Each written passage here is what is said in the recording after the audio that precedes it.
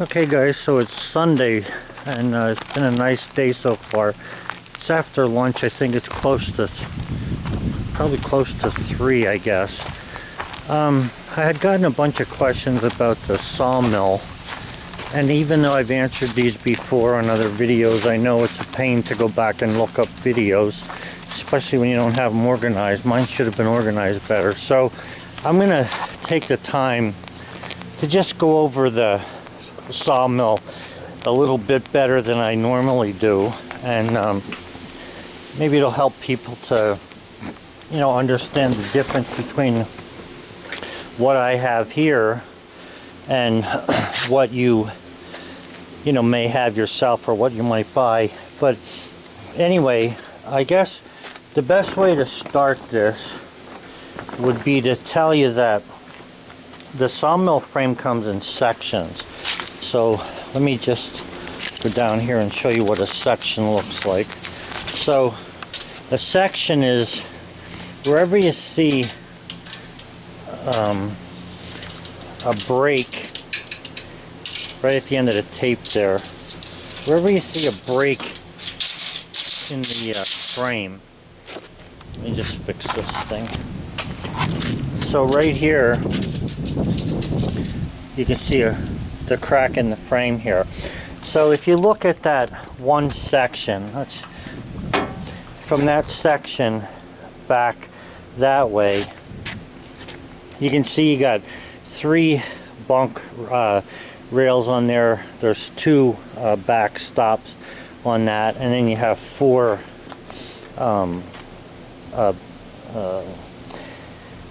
bolts for holding the bed up, okay, for leveling, so to level the bed.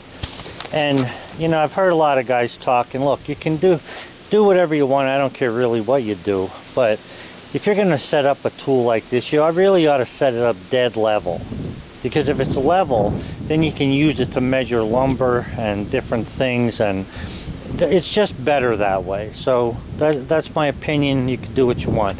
So anyway, you get one section that has that in it. Now if you look, the next section, which starts right here, okay, is basically the same thing. Okay, you get 2 wheels, 4 legs. The only difference is at the end of this one, they have this dog that you can use to dog the log down. Now you could buy extra dogs, or you could even make them and put them at the end here, or wherever they'll fit. They actually go into the holes that are right here in the sides of the bunk rail. So these can be taken off of here and moved if you want to do that.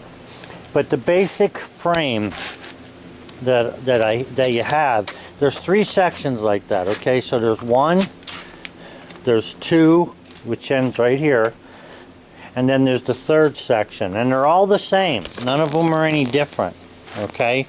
They have 4 legs, 2 rollers, backstops, and you get 2, let me think, yeah, there's 2 dogs that you get. Now that seems to be big enough for this. I would imagine you can buy more dogs if you want to, or like I say, you could probably make them. It's up to you. But anyway, that's the basics here as far as what it's made up of. Now as far as the size of things, the bunk rails are 2-inch, as well as the side rail.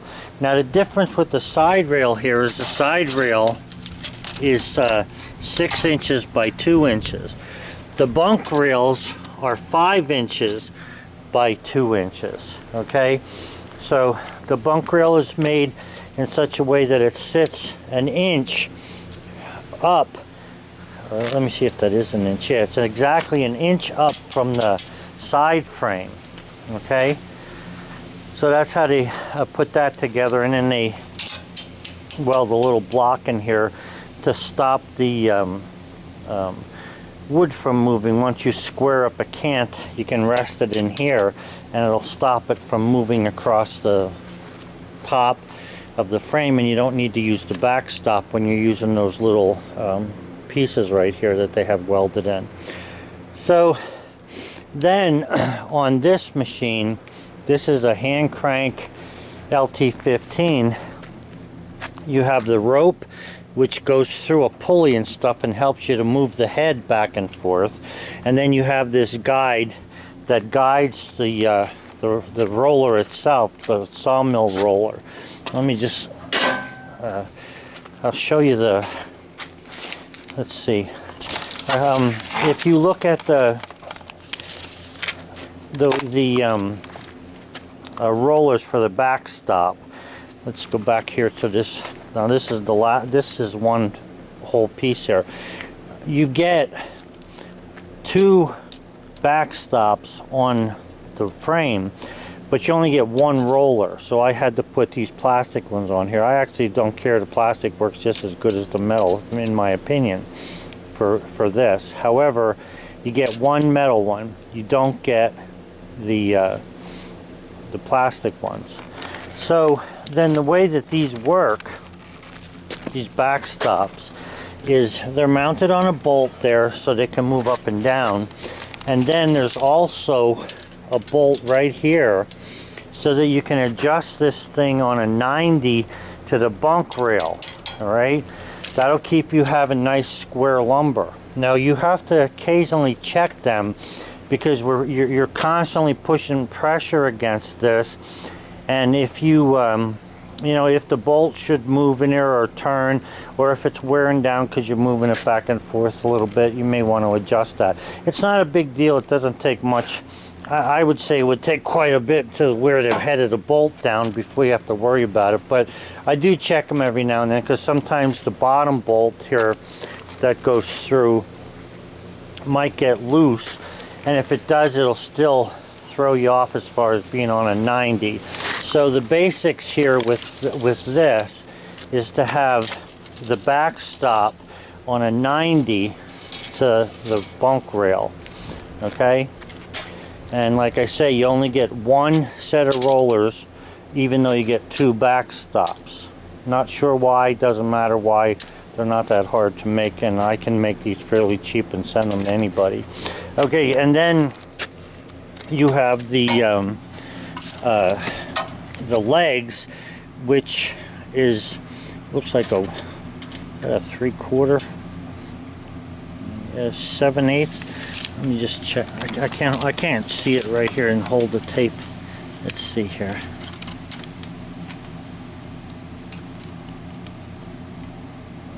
Yeah, that's about a 3/4 inch bolt with 2 nuts on it, okay, on the bottom and top, and you can adjust that whatever height you need to make this thing so that it's level. Now if I measure that thing, the bolt is 10 inches, so I'd say you can probably get about 8 inches of adjustment from the bottom down, okay? And you have 4 of them, like I said. There's 1 up here, 2, 3, and 4. Now I have them adjusted in such a way that they're down below anything that they may bump. So you have to be careful of that because you can adjust them up too high, and if they're too high, they're going to hit the rail or the carriage possibly, or interfere with your log or your boards. So I just keep them down so that they're below the railing. So in other words, when I put something across the rail, you can see that that bolt is down below that. Yeah, and then on this side here, on the LT15, there's a little bit of a 3/4 inch piece of metal running down there that also acts as like a guide. I'm not even positive of what that actually does. I think that there's a clip that grabs a hold. Let me look up here at the mill. Yeah, you can see there's a bracket there that runs around that to help hold it on there so it doesn't lift off too easily. Now the head on this thing is pretty heavy, but believe me when I tell you, the mill itself is heavy, but it's not so heavy that if you were to hit something while moving really quick with it, that it couldn't jump off the track or whatever, because it could. So you have to be careful of that. let me just, I want to go get a little bit of oil to spray on my bolts here, and then I'll be back and talk to you about. Okay, so we're looking at the dog here, and I'll just give you the measurements that I can. This is like 1.25 inch iron pipe, and then they make an adapter to fit the pipe. Bolts go through here, through the bunk rail, bolt in there, and that's basically how the dog works. Okay, the height of that thing is a foot from center to center roughly, and then they put this Acme screw through here, and originally this did not come with this. This does. Now the problem with this thing, it's good, and whoever thought of it, you know, they had a good idea, but the problem with this is it doesn't bolt on anyway. Okay, I mean, you could make it probably bolt on, but it doesn't bolt on. Now the one I have here actually bolts on, and it makes it a whole lot easier, because what happens is when you put this onto the dog, and you don't have to, you can use the dog bolt by itself, but when you put this onto the dog and then you tighten it, when you loosen it up and you throw the dog back, this thing is forever falling down and going wherever. Okay, and I call mine the no chase. Sorry, I call mine the no chase dog adapter, because of how this thing falls off. I really hate that, because like if I'm working out here in the snow, this falls off, I can't see it, you know. Or if even in a lot of sawdust, sometimes if it falls off and you don't catch it and you do a lot of cutting, you'll bury it, and then you have to try and find it later. So I don't really like that, but I still keep them, because, you know, if I ever change mills or whatever, I'll make sure I have all the parts. But I make a lot of these, and I sell a lot of these. Okay, so these are my stay put dog adapter, and I also have the bolts, and I also make the handle, so that you can have the whole thing and still keep the old one. Now I like the way that this works. I don't have a problem with it. On my dog here, I don't know if you can see it from down here, but if you look at that pipe and you look at the pipe up there, that pipe is straight, and this one looks a little bit crooked. It's crooked because I had pulled up on it with the backhoe one time. I had the grapple hook on it, and I didn't realize what was happening. But anyway, that's what happened there. So that's basically how this frame is put together. So I'll go over the mill a little bit then yet. Well, it never fails. When I come outside, I swear to God, people are hiding in the wood waiting for me to come out. Anyway, okay, I'm alone now again. Now you can see that on the separate frame there's two brackets there, and then up at this end there's a little beam going across there, and a bracket on the next one, and then there'll be a beam up there. This is how you attach these together. The nice thing about this is the way they have these pins, when you pull them together, they're pretty darn accurate. Now I did have to do a little bit of grinding right here. When I pulled this together, the wheel was, I could feel it bumping on there every time I drove the mill down. So what I did was took a grinder and a file and just filed that off a little bit, just to get it to where I wanted it to. Now one of the things I want to do this year, before I go on to the mill, is I want to paint wherever you see the paint missing from the bunk rail. It's not that it rusts really bad or anything, it doesn't rust too quickly, but I'd still like to get it painted so I don't have to worry about it. And the places that are wearing, now I've had this for 3 years, and the places that wear are the handle and the thread tends to get a little bit rusty, which isn't bad. You know, you just keep some oil on it. The railing right here on this side, on the opposite side of where the chute comes out for the sawdust, that totally all the way down there has worn the paint off, and you can see that. I think that it runs on top of this bracket, and that's why it doesn't, you know, scrape on the thing. Plus, wherever you have logs, you're turning logs and stuff, and then you do some paint removal. So I think that that should be, you know, something that you want to touch up now and then. And it's like I say, 3 years, so I'm going to touch up on that. The one thing I'm not too crazy about with this is you can see like there's sawdust inside here. I don't know if you can see that there, but it's like inside. Now I don't know how that's going in there. I don't know if they're painted inside. Haven't really looked at them, but that should really be somehow blown out. I was thinking about that the other day, so I'll probably do something with that. And also you can get as many sections as you want. You know, you can buy enough sections to cut 100-foot logs if you wanted to. For me, this has been fine because I don't like handling anything bigger than 16 feet, and 8 feet is my preferable length. Probably as I get older it'll get less, but I'm just saying the Sawmill comes able to cut 16 footers, okay, and even a little bit more. So that's pretty nice. And the way I made my deck here was I poured a 6-inch thick concrete slab with mesh in it on a stone bed, and there's no cracks in it or anything after all this time of driving over the edge with the backhoe, dropping logs on stuff. So I'm very happy with the way that this is holding up. Now, like I'm exemplifying the word stone. This thing is on stone, so there's like an 8-inch bed of 2B stone, which is stone that water can run through, under my concrete. That keeps this thing from freezing under there and, you know, raising or lowering anywhere. So that's been a good deal.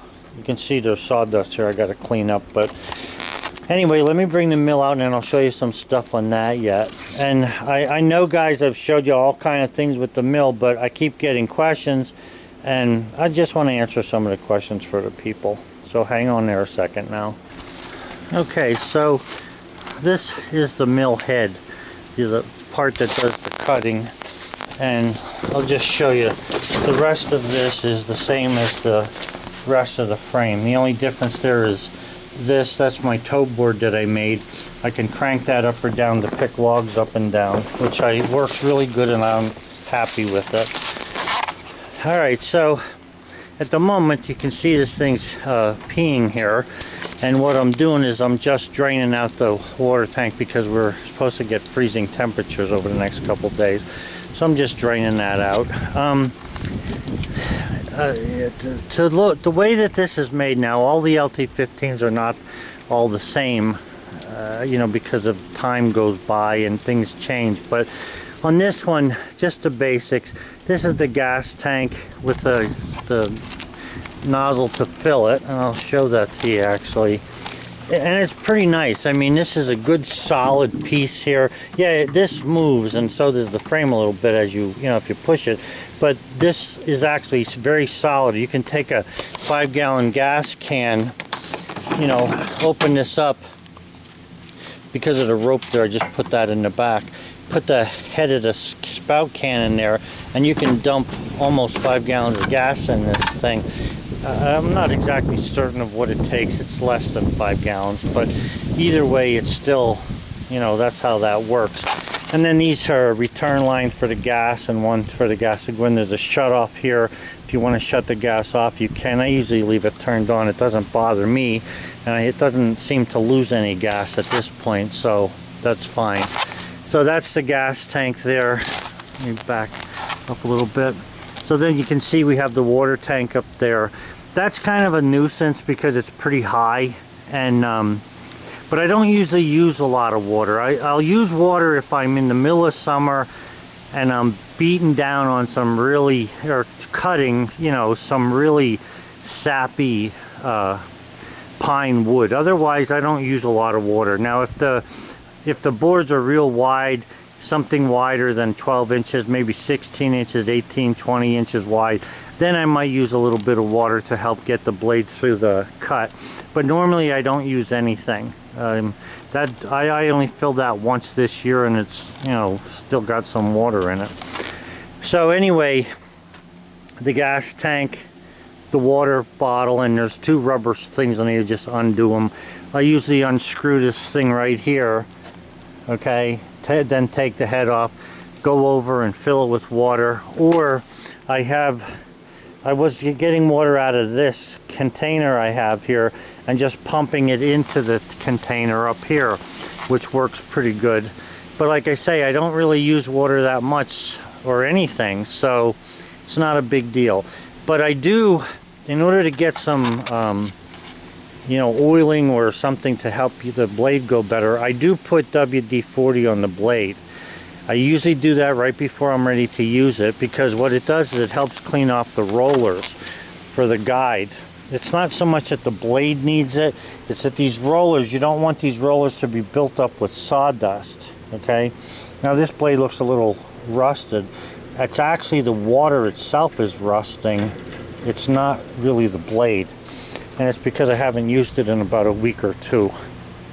So then inside the covers are nice. They're made out of metal on both sides with this Woodmizer. And you got to be careful with this because, you know, you want to make sure it's shut down when you're opening these up. I don't let this run and be here at the same time unless I'm standing way back from it.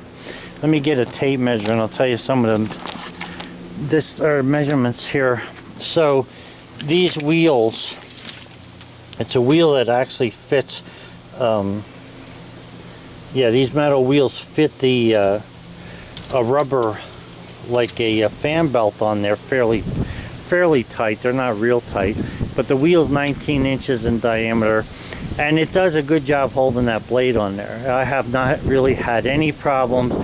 I mean, if you're in the middle of a cut and you try to back up and the board has warped in any way, or there's sawdust backing you from being able to come back, you'll pull the blade off of this thing, especially if you're, you know, kind of hyper at moving the head. But if you take your time and stuff and, you know, start a cut properly, you'll realize that it's not that hard to operate. So, and it's fairly simple. This thing is a little gear on a swivel, or I mean a belt here on a swivel. The swivel turns and it tightens up on the belt, and that's what runs this wheel, and in turn the saw blade goes around. So there's not a lot to it, but like I'm saying, it's well made. Now this is 3 years old. You can see there's, like, it's not hanging down, it's not dragging on here. Very well made, and like I said, I've been happy with this thing, and I've been happy with the way it's made. I actually think that they did a really nice job with it, and I haven't had any problems with the basic Sawmill. Now the blade, or the belt, this belt that's in here actually needs to be replaced sometime soon, because one of the ribs is lower than the other. But it's still working good, and I'm going to use it until I have to put a new belt on. I have a new belt hanging up inside my building over there. So that's basically how that thing works. There's not a lot to it. There's no special clutches or nothing. It's just a simple clutch. Works easy, and I think it would be easy to repair too. So this is what they call, I believe it's called Cantilever, because it's not really, I mean, it is running over there on a wheel or something, some kind of a bearing in there, but it's, most of the weight is taken by this side. And when you start the saw up, it actually lifts a little and then settles down. So when you go to cut, you know, the time it takes you to turn it on and then move your hand from the one handle over to the other, it stops doing that, and it cuts nice and straight. I've had no problem cutting. Like, I can cut the difference between 1/16. I don't think that, and that's as long as you keep the saw in good shape and everything's oiled up or whatever that you need to have done. You know, it seems to run good. But okay, let me get back to the saw head here. So like I say, fuel tank, water tank. All right, so the motor on mine, and you can get bigger ones than this. I just bought what they had. This is a 19 horsepower 674 cc Kohler engine. Inside here there's a great big filter. I like Kohler. I have Kohler on my garden tractor. My garden tractor is 25 years old and it still runs great. So, you know, you can see there's a lot of sawdust like for the oil. And I change oil regularly. I change these filters up here that are, you know, regularly. Got a thing here for the choke. A key to start it. When you go to start it, you don't want to, like all I do with the choke is pull it out and push it back in while it's turning. I don't leave it out because it seems like it'll flood fairly quickly. Now this is the end of the season for me, so you can see that there's, you know, sawdust and stuff in here, so I got to get at this to get it cleaned up. And then here's where the valve is. This is off for the water. On full is that way. You can turn it any way you want and do whatever you want to do with it. This operates the slide there for the guide, the roller guide, just so that you can have, you know, to me, the narrower the blade is, the straighter it's going to cut. So now that's not really true because it cuts good no matter what width it is. But that theory or that thought is why I moved this head. I moved it, yeah, I mean, you could run it if you want to all the way over. I don't think it's a good idea. So if I'm making an 8-inch cant, I'll bring this all the way over.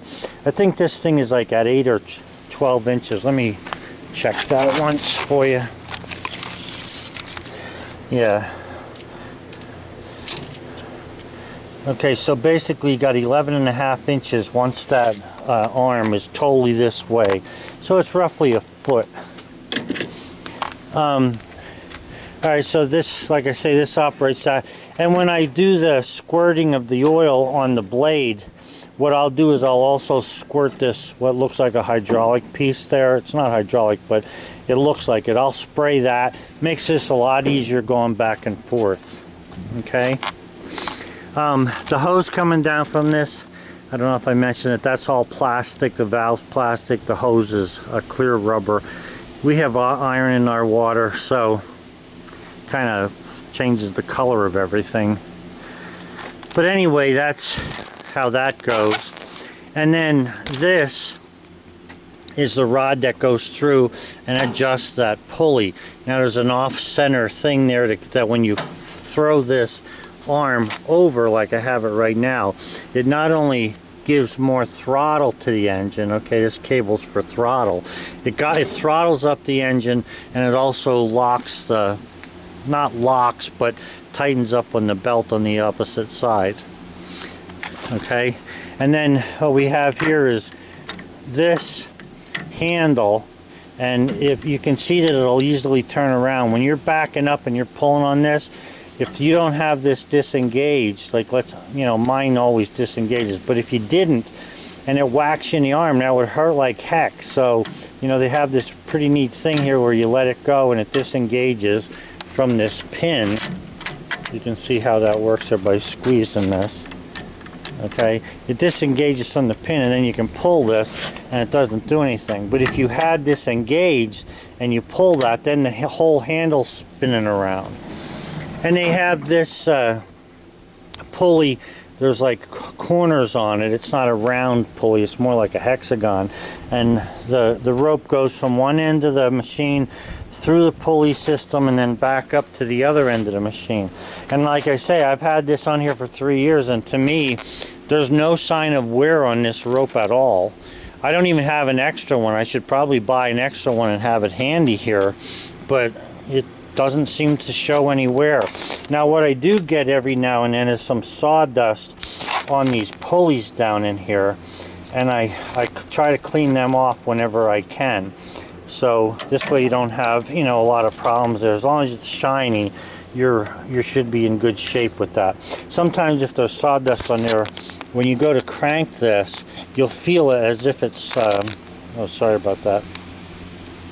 Sometimes when there's sawdust on the pulleys and you go to crank the travel handle for the mill, what happens is it'll feel like you're slipping. Okay, it'll feel like something's slipping, and what that is usually the rope on there, especially if it's wet. If the rope gets real wet from like a rain or whatever, then sometimes it might slip.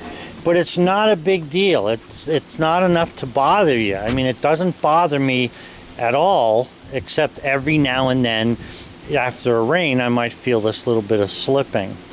So then besides that, like I say, this is for the travel. This is for the throttle and to get the blade going. They have this gauge on here, and this is just a regular foot rule basically, and that's what I like using because of being a carpenter. However, they also have one for quarters. All right, if you want to use quarters to do your woodworking, cutting and stuff, you have another thing that you can just put over top of that and it'll stick to it. So then this handle here is just for grabbing and moving it. Okay, you can push or pull if you want to. You don't necessarily have to use this, but using this gives you a nice steady pull through the cut, and that seems to make a big difference in what the woodwork looks like when I'm done, you know, using that. Now sometimes if I'm cutting some thinner stuff, I won't even use that. I'll just take and push the saw blade right through the cut. Not always, but sometimes I do, and it still works good. And then this thing here, there's a handle on here, got a little gauge. What this does is for every mark you move, that's a 1/16 of an inch. So like say from this big white line, if I turn the arrow down, okay, that's a 1/2 of an inch, or I mean 1 inch. It raises the mill 1 inch, and a full turn, in other words, if I go from the white line with the pin there all the way around, that's 2 inches. So 1 full turn equals 2, 1/2 a turn, 1 notch is a 1/16 of an inch. And this thing hasn't bothered me too much. The only thing that I don't like is the freaking bolt on here is the only thing on this machine that actually rusts. Okay, that little tiny bolt, which I probably should get a piece of stainless steel and put it in there. I had mentioned that you get a little rust here and there, but you know, the two handles that I have on here are different handles than what I had when I originally bought it, because I've made so many of them handles, and using mine for measurements, I think I might have shipped mine out to somebody at one point. But anyway, so this takes the machine up and down, and it's not hard to move. The only problem with this, since we have this sticking out here, this bolt, when you go to crank this, like if you see my arm there, sometimes I get stuck with a long sleeve shirt onto the bolt, and I've ripped some buttons off. So you're better off wearing a sweatshirt, okay, rather than a heavy coat, or a coat without these little things on them here under the buttons. But that's what I say, this makes it go up and down, and you can move it pretty much all the way from 1 inch up to, I think, 27 inches high. So that, you know, is good enough. I haven't had very many logs. I mean, if you watch my videos, and I know some of you guys have watched all the videos, there might have been 5 logs all along that I, you know, had a hard time getting over or cutting because of the size of them. But normally the logs I get are somewhere up to about 24, 28 inches, not even 28, usually 24, and that's about it, because they do so much cutting around here and timbering. So that's about all there is to it. There's a chain here that guides it up and down. There's some wheels and things in here that, like right now you can see there's a little sawdust on some of them. I don't seem to have to worry about a little sawdust here and there, but occasionally I'll take the sprayer and just spray them, run it up and down, and the stuff falls right off, the sawdust. So it's not a big deal. And then inside here, naturally, you can tell that's the battery. So this thing is battery operated. You know, you have to have a battery to start it. I think personally that they should have had a rope on here that, you know, you could use a rope to get it going if you had to. I guess I could probably put one on if I wanted to, but I don't know if Kohler makes one for it. But that's it's not a big deal. It's, you know what I mean, the battery has not given me any problems whatsoever. I mean, there's really nothing on it that uses electricity now, and that's on this mill, you know, that would deaden the battery or decrease the battery life. And then hanging on the side there, I mean, let me just zoom in there. You can see I have a metal detector, and I also have a brush that some nice people sent me, which I appreciate. And it makes it a little easier to use. You know, you can brush off the wood with that brush and use the metal detector to see if there's any nails in the wood. A lot of times I'll detect for metal when I hook up the log. Sometimes I do that. I don't always do it there. I have two metal detectors like that, and I'll keep one in the backhoe with me, and I'll use that sometimes. It all depends on how I'm feeling. If I'm not getting any nails at all, then I'm thinking I've got, you know, lumber from right in the middle of the woods, which this stuff that I have here was from the middle of the state forest. It's all of a sudden they decided to cut out for a gas well, and that's where it came from. So it hasn't had any nails or anything in it. I've had nothing that, in all the lumber I cut this past year, which is probably, oh, let's see, it would be 4, so I'd be 1, 2, 3, 4, 5, 6, 7, 8, 9. 9,000 board feet this year I cut. I've hit, I think, no nails this season. Yeah, I didn't have any problems. Now, sometimes when you're cutting, and you'll get used to this, you know, you got to know what you're looking for and how to speed up and slow down. Knots in trees can have their own way of doing things. Some knots are very, very hard. Sometimes knots are soft. Usually they're hard, not soft. They don't dry right because they're so hard that there's no moisture in them. So sometimes you end up with knots showing up in the wood and all. But I don't want to get into too much of that. Now, on this saw, a lot of guys complain, oh, you're on the wrong side of the mill. Listen, I have worked very well with this. I like the way this mill works. I like working on this one side.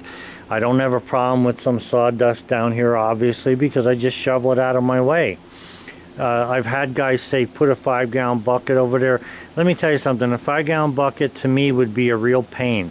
I'm not saying you can't do it. I'm not saying you shouldn't do it. I'm saying for me it would be a pain because I'd be emptying this 5-gallon bucket. If you look here, all of this sawdust you're looking at, you know, in a 5-gallon bucket, no thanks. I don't want to have to do that. I'd rather just blow it out of the way, push it out of the way with the little tractor. So then this here obviously is where the sawdust comes out. There's a strainer in there. You could get your hand up in there. You want to be careful with that. So, and then as far as things I've added to it, besides the different tools I've made for the sawmill, like I can cut bevel siding. And by the way, if you're looking for bevel siding cutters, I can make a cutter for any sawmill, you know, that I've seen so far. So just get in contact with me if you want to. It's a Bullseye Mickey, that one word, BULLSEYEMICKEY @gmail.com. I'd be happy to answer any question that you can ask me, or how much stuff would be or whatever. But anyway, so this is where the sawdust comes out. Never have a problem with this, although every now and then you should really, you know, at the end of the season, clean this stuff up, which I have to do yet. I used to keep this in here. I still sort of do, but a guy made a really nice one here. It goes to 32 inches from 8 to 32, which covers just about anything I would want to cut, and it tells you what the cant size would be. So knowing the cant size, especially having like this chart here, makes it a whole lot easier. You can see it while you're in motion rather than stopping, looking at this, trying to find something. So, but I keep it there anyway. But you know, you're in motion and you can look at it and determine what you need right away, what size cant you're going to get out of a straight log. And then the other thing that was added to this was this bracket here. A guy made this, sent this over, fits 2 tape net measures really nice, hangs onto them. This goes underneath the box to the to the battery, and I like it. I like both things, and in fact everything that somebody has sent me has come in handy for me. So, you know, the brush, the metal detector, the tape measure holder, and even this little gauge is fantastic. So yeah, that's where we're at so far. And as far as the height and stuff go, and the actual length, let me just throw a tape measure on here and I'll see if I can get you some numbers. First of all, going back to the frame was 30 inches wide on the inside. Okay, in other words, the bunk rails are 30 inches. Now, they're not a perfect 30, so you have to sort of watch. I would imagine when whoever does the cutting might mess that up a little, but they're about 30 inches wide. Now, sometimes when if I make a toe board thing for it, I got to be slightly less than 30 so you can get it in there. So that's just something that, you know, you have to be looking out for.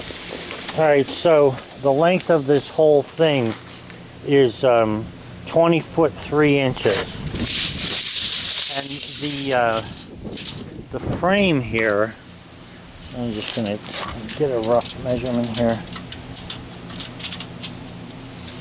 is about 30 inches wide.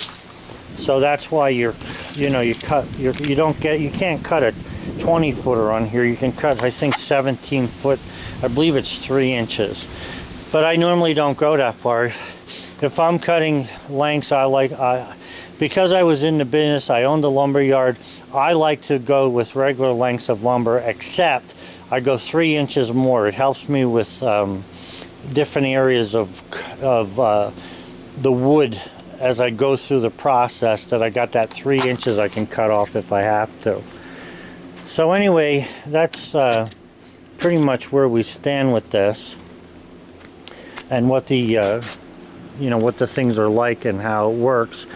I had mentioned at one time, if there is a problem, and you could call this a problem, the only problem I had with this sawmill was that these bolts came out of the cover and the cover fell off. So I just went and bought stainless steel bolts and put them in there, and I haven't had a problem since. So, you know, that's just one thing. And like I say, I haven't had any problems with it. And then the other thing, I don't know if I showed this, is the handle to tighten up the blade. So this thing is like offset here. So when you push up on the handle, it snaps into place. You'll hear it. It snaps into place on a roller, and that holds that tight. Now, to adjust this, what you do is you take this thing here, this nut that's I'm pointing at there, and you adjust that, and this fiber here, it's like a rubber, you got to get it so that somewhere between the head of the bolt should be at the metal or down no further than that orange stripe. So that's all I do, and I've had no problems with it. I mean, it works very well. The other good thing about Woodmizer, to me, it seems as though, you know, it's just like any other business. Sometimes people are good in business and sometimes people are not. The first place I went to buy a Woodmizer, the people were not too good, and I didn't like them. I actually went to another state to buy a Woodmizer because the guy that I talked to in New York State was better than the people I talked to in Pennsylvania. So that's why I bought this in New York, and I drove there to get it. It was a nice day out for my wife and I, and we got a chance to see what they had. But they seemed pretty up on everything, you know, most of the people. Even the secretary was good at answering questions about things or whatever. I haven't bought a lot of things, only blades, and I bought a belt. And the stuff comes fairly quickly. Sometimes the prices seem a little bit high on parts, but you know what, if you think about it, I mean, it's not like everybody and their brothers buying sawmills, so they got to have a way to make some extra money, which I understand, and I'm okay with that. But I don't necessarily want to be the one to pay in the extra money. But, you know, it's not something like that I'm complaining about. That's just the way I am from a little kid. You know, I was taught to save things and not to throw extra money away. But it's not really throwing it away. Like, you can get blades sharpened for $7 a piece, which is actually pretty cheap. I sharpen my own blades. If you watch my videos, I actually like doing it. I enjoy taking the time to sit down and do it, so I do it. So if you have any other questions, you know, don't be afraid to ask them in the comments. I'll answer whatever I can. I don't care how or what you think of the Woodmizer. It doesn't really matter to me, but I will say that I think this is a well-made machine. For what I paid for this thing, and you know, it was under $8,000, I think this was very well made. I've been running it for 3 years. It has held up well. The only thing is the belt and that bracket over top of the muffler came loose. But you know, you just tighten that up and I have a new belt ready for it when the belt goes. The belt is still running even though it's, you know, got some wear on it. So to me, it's worth having. I really enjoy the fact that it's, you know, this right here makes it worthwhile to me. I really like built-in USA stuff.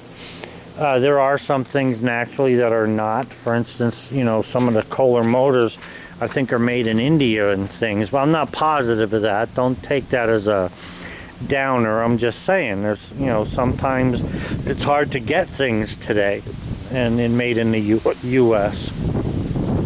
And if we had some people going along with Trump and some of his ideas, we'd be a lot better than what we are right now, where nobody knows how to do anything, these younger people. So, alright guys, well I hope that you enjoyed this video. Nice cool day today. Leaves are not falling yet, but they're certainly turning colors. I got my vents open on the top of the kiln there because the kiln is really doing some pumping of moisture today. The moisture content was as high as 70% in there, which it definitely isn't that outside. It's coming out of the wood.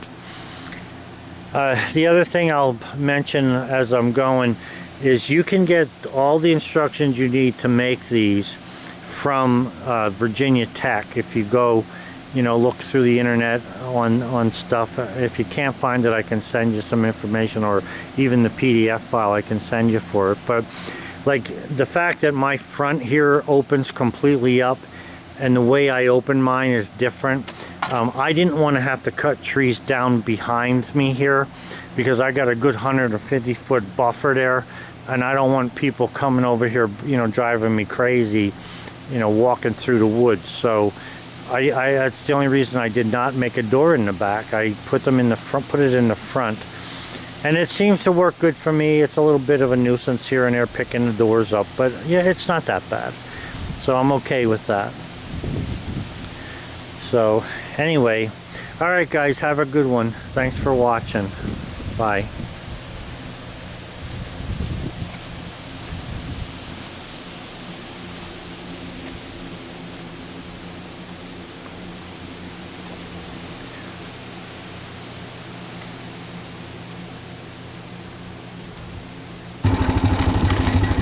I just thought I'd show you the leaves that are turning pretty good now. And now on both sides of the road there, you can see that it's more than just green.